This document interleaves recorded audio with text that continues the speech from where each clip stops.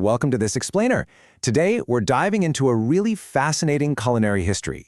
We're going to look at how a simple, everyday trick used to save curd from spoiling in the brutal summer heat actually evolved into one of India's absolutely most beloved traditional desserts. It's a pretty amazing transformation.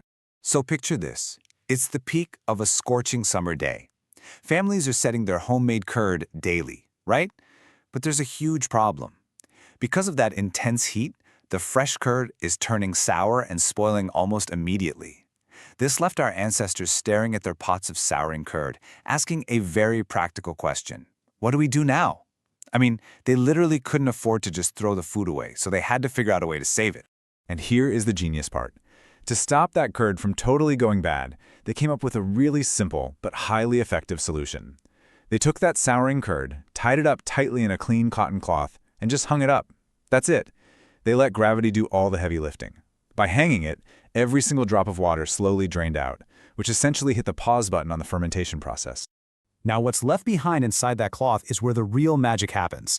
After all the water drains out, you get this incredibly thick, dense, completely waterless curd. Traditionally, this is called chakka. And this chakka, it's the absolute foundation. It's the essential base that gives the final dessert that incredibly rich, thick texture it's so famous for today. Okay, so we have our base, but how do we turn plain, dense curd into a mouth-watering dessert? Well, they brought it to life by adding a very specific trio of ingredients. First, sugar, to perfectly balance out any leftover tartness. Second, a dash of cardamom for that beautiful aromatic fragrance. And finally, saffron. Saffron is a real game changer here. It doesn't just add a luxurious flavor, but it literally dyes the whole dessert this stunning, rich golden yellow hue. Having the right ingredients is one thing, but the real art is all in the technique. It's a super straightforward three-step process, but absolutely crucial. Step 1, you thoroughly mix those 3 ingredients into the chakka. Step 2, you whisk it, and I mean vigorously whisk it, until it's perfectly smooth. And step 3, you let it chill in a cold place. That cooling period is essential because it lets the sugar completely dissolve and allows those gorgeous spices to really release their flavors. That vigorous whisking we just talked about, it creates this magical textural transformation. You literally look at it and think, wow, look how creamy it became. All that energetic whipping incorporates air, taking this heavy, dense shadbaka and transforming it into something unimaginably smooth, light, and creamy. It holds its shape perfectly on a spoon, but the second it hits your tongue, it just melts. Then, as it rests in the cool air, the mixture thickens up even more. The flavors meld together, finalizing its journey into the rich, perfectly structured masterpiece we know as traditional Srikhand. Just think about that for a second.